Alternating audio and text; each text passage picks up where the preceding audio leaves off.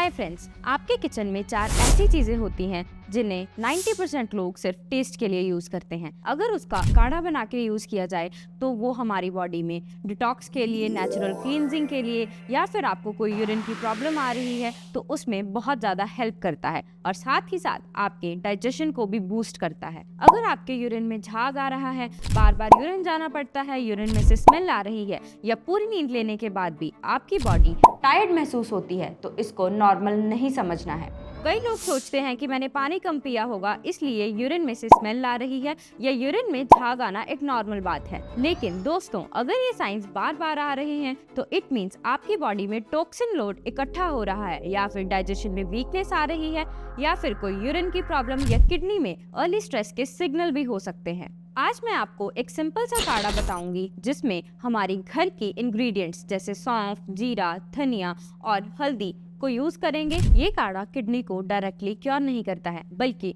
Kidney के filtration process को improve करता है, डाइजेशन को इम्प्रूव करता है, और जो भी आपको यूरिनरी सिम्टम्स आ रहे हैं या फिर किडनी के कोई अर्ली स्ट्रेस सिग्नल्स हैं उनको रिलीव करता है। लेकिन इस वीडियो में आगे बढ़ने से पहले एक बात क्लियर कर दूं, अगर किसी को ऑलरेडी किडनी की प्रॉब्लम है या फिर उसका क्रिएटिनिन लेवल बहुत हाई है, फेस पे और पैरों पे स्वेलिंग आ रही है, यूरिन में प्रोटीन आ रहा है, तो बिना डॉक्टर की सलाह के ये काढ़ा मत लीजिए। और अगर आपको लंबे समय से यूरिन में झाग आ रहा है या यूरिन में कोई भी प्रॉब्लम आ रही है तो इसके लिए आप रूटीन यूरिन टेस्ट करवा सकते हैं और साथ ही KFT means kidney function test करवा लेना चाहिए। आप नीचे कमेंट करके बताएं कि आपको ये प्रॉब्लम कितने टाइम से आ रही है, 1 महीने से, 1 हफ्ते से या फिर 1 साल से, क्योंकि ड्यूरेशन से पता लगता है कि प्रॉब्लम टेम्परेरी है या परमानेंट। देखिए दोस्तों, हमारी किडनी एक सबसे हार्ड वर्किंग ऑर्गन्स में से एक है। वो क्या करती है? ब्लड को फिल्टर करती है, हमारे वेस्ट को बाहर निकालती है, मिनरल्स को एब्जॉर्ब करने में हेल्प करती है। लेकिन हम क्या करते हैं?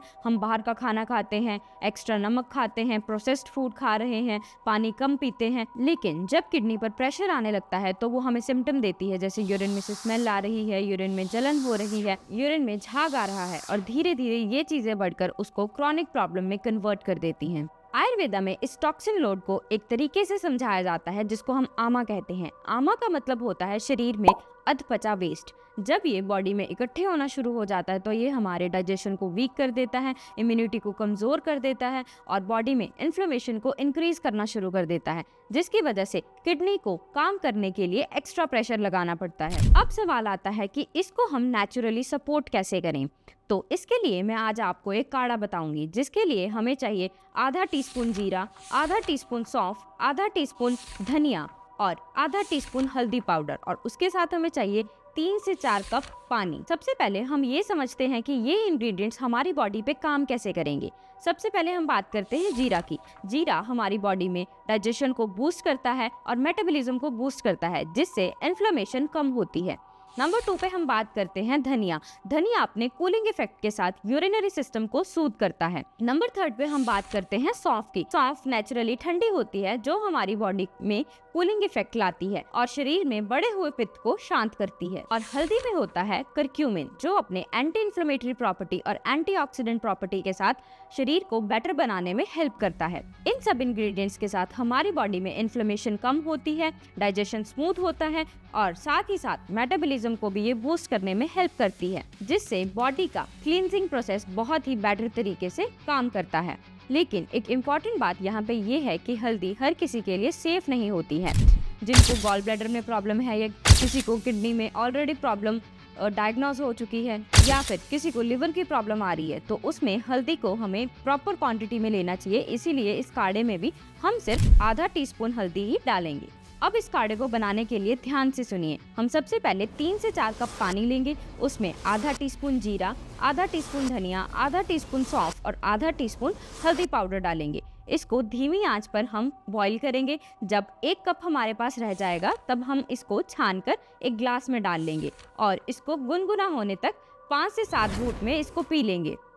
ध्यान रहे कि इसमें शुगर ऐड नहीं करनी है। अगर इसमें शुगर ऐड कर देंगे तो इसका जो काम है वो खत्म हो जाएगा और ये अपना क्लींजिंग प्रोसेस नहीं कर पाएगा। अब नेक्स्ट क्वेश्चन आता है कि इसे पीना कैसे है। तो आप इसको ब्रेकफास्ट से 30 मिनट पहले ले सकते हैं। इसको धीरे धीरे करके 5-7 घूंट में गुनगुना करके ही पीना है। सबसे पहले आपको 5-7 दिन इसको लगातार लेना है। उसके बाद आप हफ्ते में 2-3 बार भी मेंटेनेंस के लिए ले सकते हैं। लेकिन इसका मतलब ये नहीं है कि अगर आप इस काढ़े को पी रहे हैं तो साथ में आप नमकीन, बिस्किट, चाय या फिर कोई भी प्रोसेस्ड फूड ले रहे हैं। इस काढ़े के साथ साथ आपको अपना लाइफस्टाइल भी मैनेज करना पड़ेगा।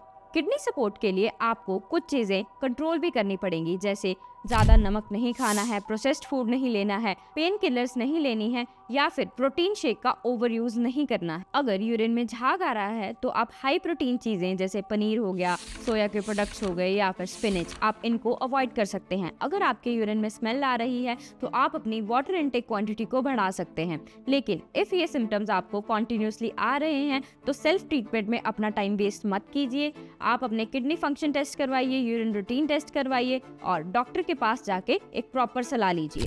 अब बात करते हैं कि इस काढ़े को किन लोगों को अवॉइड करना चाहिए। जिनको ऑलरेडी किडनी डिजीज डायग्नोज हो चुका है, जिनका क्रेटिनिन लेवल हाई है, जिनके यूरिन में प्रोटीन आ रहा है या फिर जिनका रेगुलर बेसिस पे डायलिसिस हो रहा है या फिर किसी को गॉल ब्लैडर में स्टोन है, वो लोग ये काढ़ा अवॉइड करें।